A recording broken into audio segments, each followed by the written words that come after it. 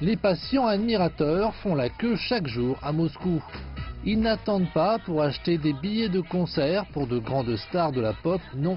Ils sont ici pour voir un duo actuellement beaucoup plus grandiose à Moscou que n'importe quelle autre vedette.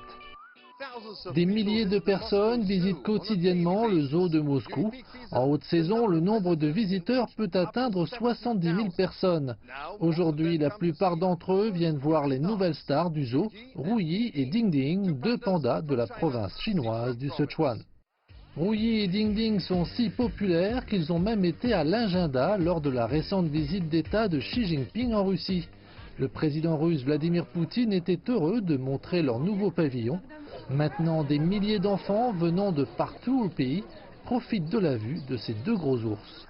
C'est Léonide, il vient de la ville de Taganrog, à plus de 1000 km de Moscou. Maria et Ksenia, avec leur mère Anastasia, viennent de la ville de Zelezodorozhny, tandis que ce groupe vient de Moscou. Nous sommes ici pour dessiner des animaux. Nous venons de terminer une girafe et maintenant nous dessinons des pandas. Mon rêve était de voir des pandas étant ce zoo. Mon rêve s'est réalisé. Les passionnés sont clairement ravis d'avoir Rouyi et Ding Ding à Moscou.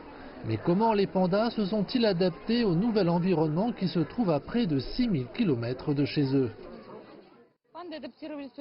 Les pandas se sont assez rapidement adaptés grâce aux conditions convenablement préparées pour eux. Il n'y a pas eu de changement brutal de microclimat. À l'intérieur du pavillon, les conditions sont très similaires à celles du Sichuan d'où ils viennent.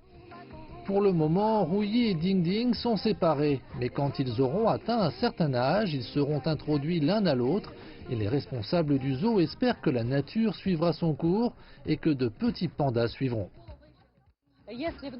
S'ils s'unissent et que le zoo de Moscou accueille leur progéniture, conformément à l'accord entre les deux pays, ces petits pandas pourront rester ici pendant 3 ans.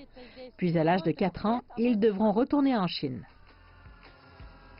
Donc, si et jusqu'à ce que cela se produise, les visiteurs du zoo pourront profiter des plus grandes stars jamais vues à Moscou, jusqu'à 70 personnes par jour, tous les jours, tout l'été.